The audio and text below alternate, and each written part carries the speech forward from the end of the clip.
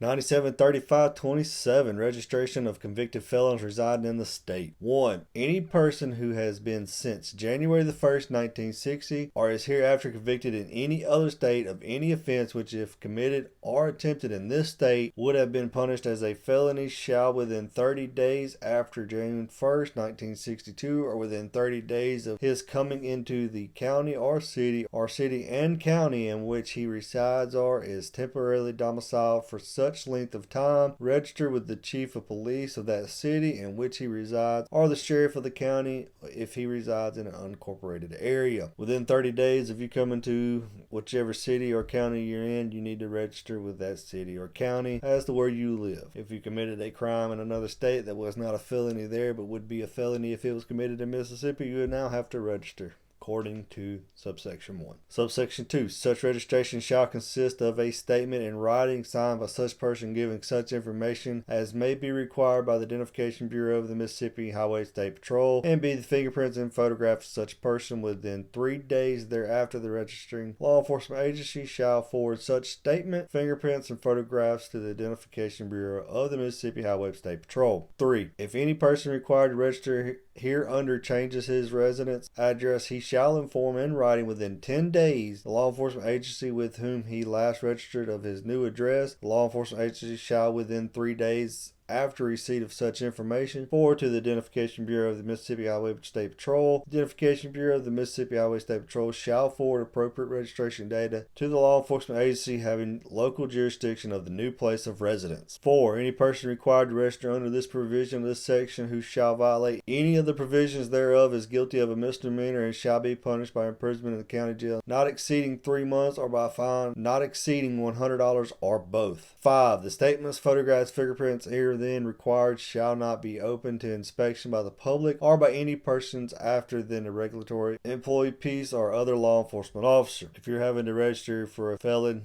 you pretty much know how to do that already. This is for the ones that are coming new to it or ones that just don't know what the law is. Thank you for watching. Have a great day.